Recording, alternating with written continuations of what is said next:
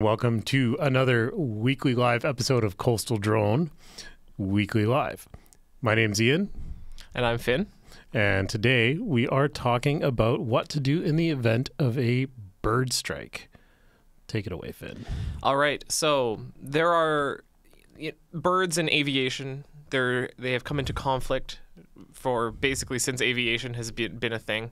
There have been many high-profile incidents or accidents involving birds, and since the proliferation of drones, people have noticed that sometimes birds don't really like drones. So we're going to talk about in today's episode like kind of what the hazards are and how to like kind of judge the hazards of different types of animals. Mm-hmm. And then if you encounter a bird strike, how would you report that bird strike? Then there's a couple of FAQs that I sometimes get over the phone, and then we'll open it up to questions at the end. Yeah, and I'm pretty excited for this. Honestly, like we get bird strike questions on the Transport Canada exam on both the basic and the advanced.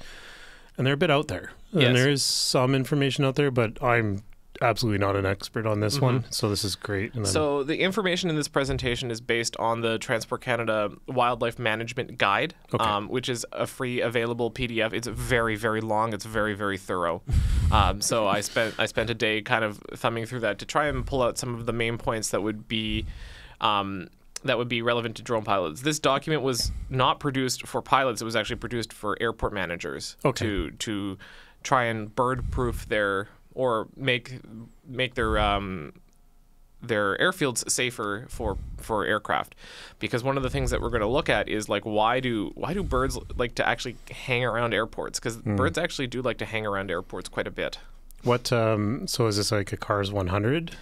It's a TP. The document. A technical publication. Yes. Okay. It's a very, very long TP. The number is in here at some point, but I'm not very good at memorizing TP numbers. Ian can do it, but I can't.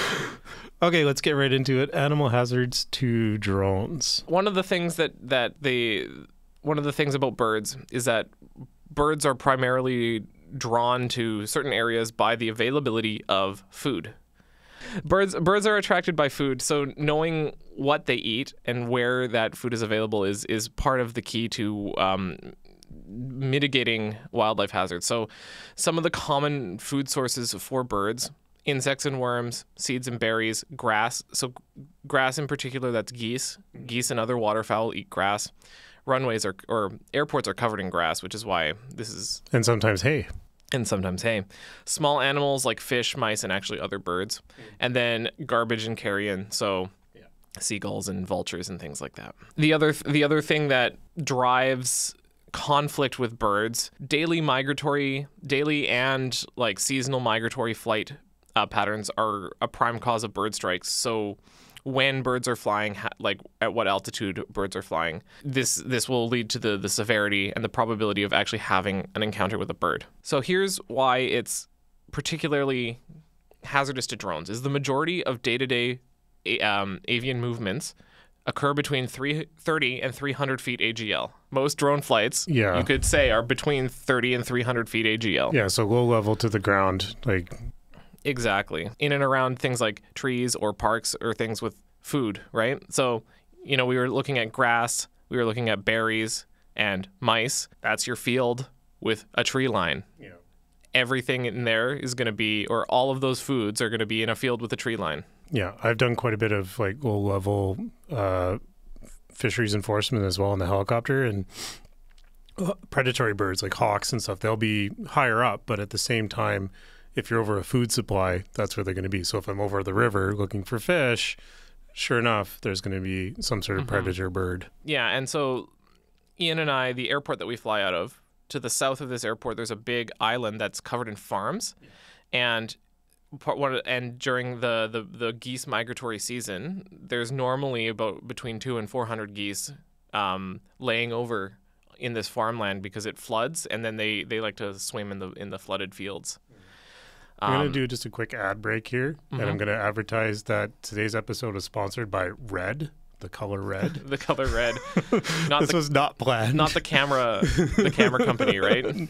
Nikon? Yeah, no. When considering bird behavior towards aircraft, it's very important to remember that bird behavior is unpredictable. Some of the things that factor into a bird's behavior is what phase of their life cycle they're in. So younger birds tend to spook more than older birds. Okay. And then if they're with other birds, so there's like the safety in numbers thing, or not, because if flying near or animals that fly in formation like geese, disrupting their formation makes them behave extremely unpredictably, and normally they'll just kind of scatter. Yeah, and that's what happens with low-level flying is if you disrupt the geese's V, or when they're starting to take off, when they're starting to muster, if you disrupt that, they become extremely unpredictable.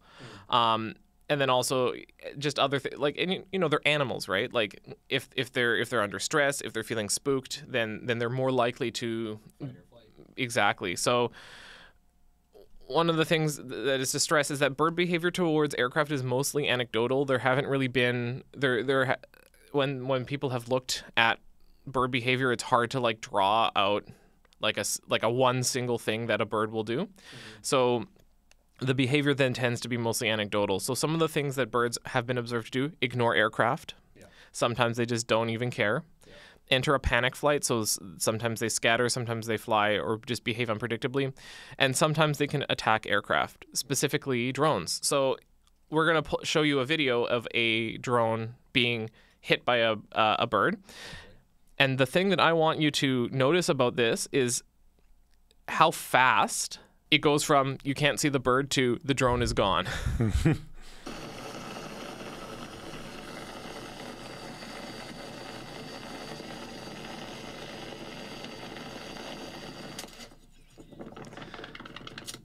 If you were not looking at the screen, you would not even have an idea. I'd be like, what happened? You'd be like, what happened?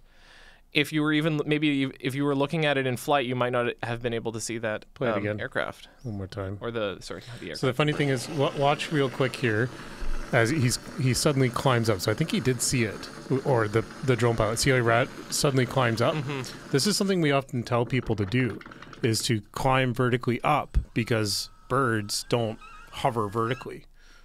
But this is a predator bird, so the bird is already... Yeah, birds can be pretty agile. Yeah, birds fly more like planes than like helicopters, so that's what we could say is a mitigation would be to climb, but you saw in this case it was too late. That's interesting. So probably territory. Potentially, yeah. Near a nest, or because you see it all the time. Like eagles or turkey vultures, they'll attack crows, they'll attack seagulls or sparrows or something like that. Food supply or nest is under threat. Exactly. Yeah. The bird species that tend to pose particular threats to aviation are gulls and waterfowl. So gulls like seagulls, waterfowl like Canadian geese, raptors, and then smaller birds like doves, pigeons, starlings, and blackbirds. I was flying the Multi 2 weeks ago, and we actually almost hit a starling. We saw it whiz past the windscreen on final. And they're so small that you don't see them until it's too late. Exactly. Birds are very, very challenging to see if you're a drone pilot, if you're flying a helicopter or airplane. And then I'll just briefly touch on mammals. The guide that I pulled this from has a big section on mammals. The mammal's greatest threat is to manned aircraft. I think it was something like over 70% of mammal strikes are just deer on the runway. Oh, for manned aviation? For manned aircraft. Okay. So mammals don't pose as a big threat to drone pilots. It's mostly... Unless they've got really good vertical. Exactly. Mammal hazards, less applicable to drone pilots, so I just thought I would include that. Except for on, again, landing and takeoff. Exactly. Interesting, I envision a mountain lion coming out of nowhere and just taking your Phantom out of the... Well, I was talking to one guy who got he had his drone set up on a highway and got run over by a truck, so that's more likely to happen. That's more likely to happen. So if you encounter a bird strike, what do you actually do? What do you actually have to do from a legal perspective? Well, report it for sure. Yes. So a bird strike is considered a loggable incident or accident. It is considered a drone incident or accident under the CARS, specifically 901.49C, which is unintended damage to the airframe. So most if you have a bird strike, it will cause damage to the airframe, making it a loggable incident or accident. So you then need to follow the incident or accident procedures, which is suspend your operations, create an incident or accident log, containing root cause analysis and corrective action. I like using the word occurrence, but I know where you're going at. And we've ranted about this before. Well, yeah, I'm just using the language that they use in the drone section, not the manned aircraft section. So root cause analysis and corrective action. So why did this thing happen, and what are steps to mitigate it? Mm-hmm. You then need to determine the reporting requirements for this incident and accident, which in the event of a bird strike, you are supposed to report contact or near misses with birds. So I'll talk about how to actually do that on the next slide. Yep. And then you need to complete your corrective action plan before you can fly again. So if you've determined, or if you have some thoughts about how you could avoid a bird strike in the future, then you have to implement those either into your SOPs or further training or whatever before you can go flying again. Before we go to the next slide, so a lot of airports use noise cannons to mitigate birds. Like they'll have propane cannons that fire every hour or even more frequently. If you're in an area, say you're doing a wetland survey, pretty good chance there's going to be waterfowl in the area. So you could use an air horn, blast it to spook them and then get them out of the area, or I don't think a bear banger would be appropriate. Probably not. And they are trying to move away from the sound cannons, I think. Oh, really? Yeah, because especially for the geese, like it will probably too stressful. And it has an effect on their migration patterns, because then they won't go back to the same spot, which I guess in some ways is beneficial. But if there are fewer spots for them to roost during their migration, it's a net negative for the geese. Yeah. They are protected species. They are. What are some other practical ones? You could do visual deterrence. You could set up a scarecrow or something like that. Exactly. Wacky waving inflatable arm guy. Strobes. Wineries and fruit growers are now using lasers. Mm-hmm. They're not they're not damaging, but they're enough to be annoying. They dazzle the birds and spook them. Or if you are doing something like a wetland survey, say, I'm not going to do it during goose migration. Yeah, there's Just that too. Put that into your SOPs, right? Yeah, you could do other mitigations to choose the best time of year to do it. Exactly. Like the mitigation doesn't necessarily have to be scaring the animal away. No, I'm looking at there's going to be situations where it has to get done, and how do you get it done safely, which is not going to risk the airframe or risk the birds' lives. Yeah. And annoying them is one thing. Killing them with your drone is another problem. Exactly. Yeah. So ultimately, we had. There was an egret on the runway last week, and it would not move. Like multiple planes flew past it, and it wouldn't move. And the tower let me know about it, and I said, you know what? It's going to be the egret's loss if they just stay here. Like it's they're going to get the worst out of it. Like, they're also a protected species. They're also a protected species, but egrets are not very smart, and they did not vacate the runway. At Pitt Meadows, I think for birds, what they'll mostly do is just drive the truck out and just try and wave them away. Yeah, literally just honk at it to honk them away. Show insults. Exactly. Whatever you determine to be your corrective action plan, you have to implement that before you go flying again. Yeah.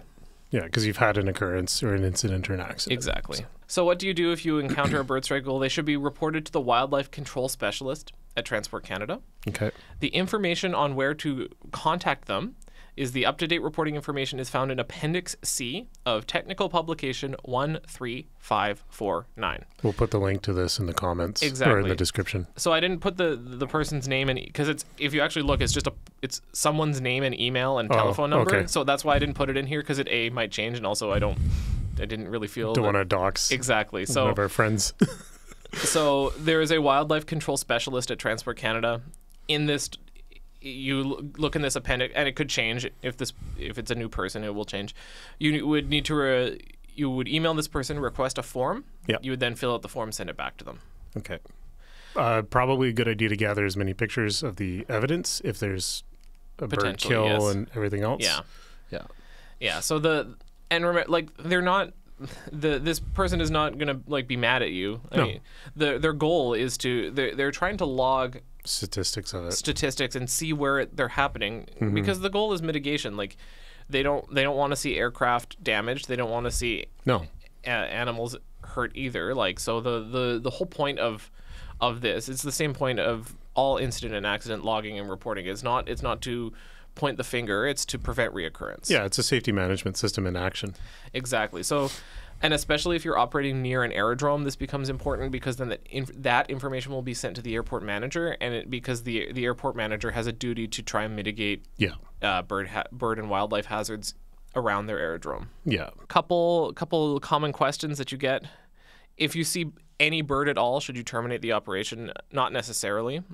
As we talked about before, birds, how they will react to aircraft is unpredictable. Mm-hmm. I remember one time, I think it was we were doing some training, and there was some sort. I think it was like some sort of bird of prey that was perched on a lamppost. Do you remember that near the building? Oh yeah. And you took you took the drone. You took the drone kind of at the same. You weren't close to it, but you were at the same altitude. I used the telephoto lens. Yeah, that's right.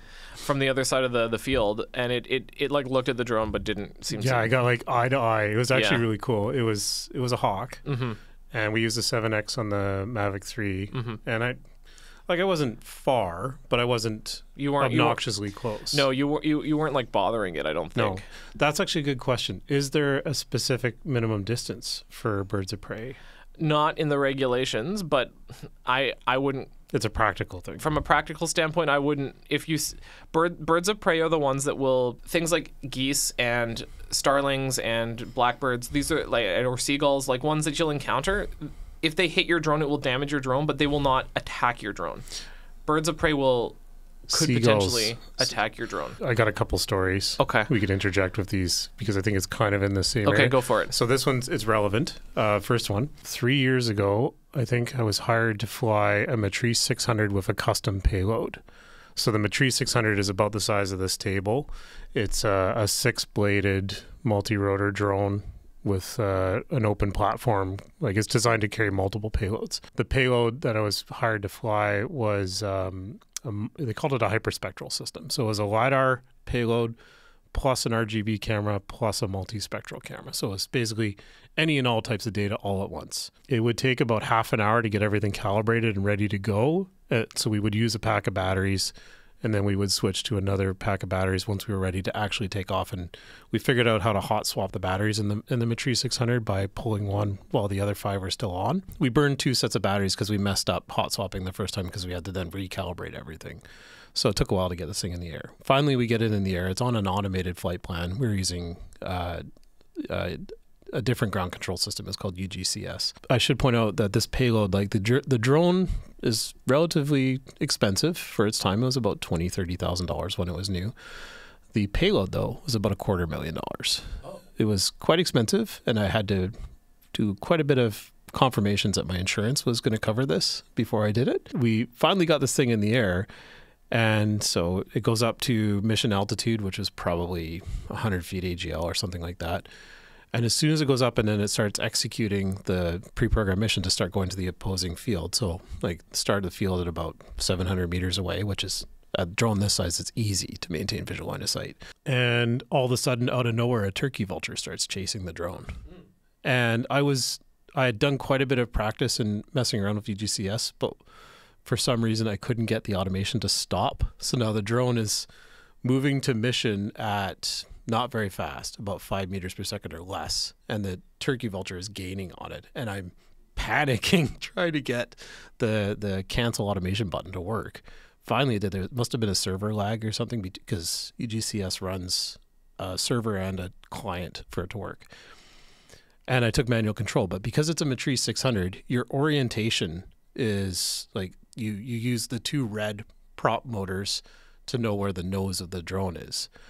So I'm now trying to manually maneuver this thing around and get away from the turkey vulture and get it back, because now like we barely had enough battery to do the mission, and I'm like, we're not going to be able to finish the mission now, like, because I've aborted. And then, but fortunately, the turkey vulture, as soon as it realized that this thing was going to like dance around, and it kind of got a little aggressive around it to get it back, but we didn't have a problem after that. But like you're saying, should I terminate the mission? Well, we did and we didn't, right? We demonstrated some behavior to it. I did the climb up technique to show it that this thing's bigger than a bird. And then it finally decided to leave us alone. I think it was more curious than anything, but it could have been an expensive day. Yeah. So there's no, I think the thing like to say is like, there's no, yes or no. Like there's no hard yes or no. You have to interpret the situation and see how the animals are reacting if they're being aggressive. But like again, like if we're talking about tens of thousands of dollars, hundreds of thousands of dollars of gear, use your best judgment in that case. Yeah. The other one, you're talking about birds attacking seagulls. I find with micro drones, seagulls are very aggressive. Because they probably look like a seagull to a seagull. I think so. So it seems to be relative to the size of the drone. So, of course, Coastal Drone Co. is based on the west coast of Canada. Where did we get the idea? But so we do a lot of shoreline flying. And sure enough, almost every time I fly on the seashore, a seagull is nearby. They immediately start screaming, and they will immediately start making like false charges at the drone. And I've got no shortage. Like one of our reels from 2 or 3 years ago is in Seashelt, and it's a drone bluff charging, and it like frames right on the screen. I haven't had them take a drone out, but they definitely come close. In that case, you'd probably terminate the operation. Yeah. But just the presence of a bird does not necessarily mean that you need to. So another question is when should you be the most concerned about wildlife? So we kind of talked about it before. The two things that contribute to wildlife and bird hazards are food sources and migration. So food sources, think back, grass, small animals, berries, seeds. So those are your fields. So what about like you get hired to do landfill volumetric assessments? So that's going to be your gulls, your vultures, your crows. It's going to be guaranteed you're going to have problems. So if you are at a place that is a known food source, so like if someone asked you to do even a wheat field, that will have mice. There'll be mice in there. Yeah. If they ask you to do a berry field, well, there's berries there. Yeah. Normally there'll be a scarecrow to mitigate the berries. Yeah. If it's an actual farmer's field, but you have to think of food sources, and then particularly for geese during migration when they're flying down, because they, as we've talked about before, they fly in formation. From like an instinct standpoint, when they're locked into these formations, their instinct tells them to not break formation unless it's like a serious threat to their life, and then they become unpredictable. I just had a thought. So I'm not sure if Maya's in the chat or anything like that, but if you're doing a spray operation or agriculture and you're using one of the big T40s or T50s, it would be probably a good idea to do a preliminary survey flight with a standard size drone that doesn't cost $40,000 or more to know for sure that there's no nesting birds in the grass. Yes. Oh, here's my wildlife story. So on a flight review, so we have a gravel lot where we do a flight review, where we can do our flight reviews. And I was doing a flight review essentially with a biologist, so it was kind of fun. So we went out there and we hear this like chirping, this really loud chirping. And we look, and there's a plover. That's the little ground bird. Little ground bird, and it's like chirping at us, and it's just standing there, and it's chirping, and it's standing there, and it's chirping. And I'm like, we're really close to it. Why isn't it not moving? You're standing on its nest. And I kind of looked behind it, and there was 2 little blue eggs in a hole in the ground. And I was like, that's why it's mad at us, because we're standing on their nest. So we then went to the other side of the field where there was no plovers, because the biologist said it would be really embarrassing if I failed my flight review because I got taken out by a plover. Fair. Yeah, that's fair. Yeah, so food, migration, and nesting. Yeah. Look at signs. There's going to be obvious signs in the area to think about, so that it's not just the area, you're looking at the ground. Yeah, but when specifically in the year, it would be during goose migration is the time to be that's where there's the highest likelihood of a goose encounter. So spring and fall. Exactly. Okay. I'll share a bit of an anecdotal. Sure. I've had some, specifically I was flying the Mini 3 Pro and the Yavata as well. And I'm not sure if it's just due to, I'm not sure the science behind it, but I can only assume it's due to the high pitch. I've had hummingbirds actually dive it and try and get at it. Yeah. Yeah, not so much with the Mini 3 and Mini 4, but more with the Yavata. That makes sense. Like the Yavata 1.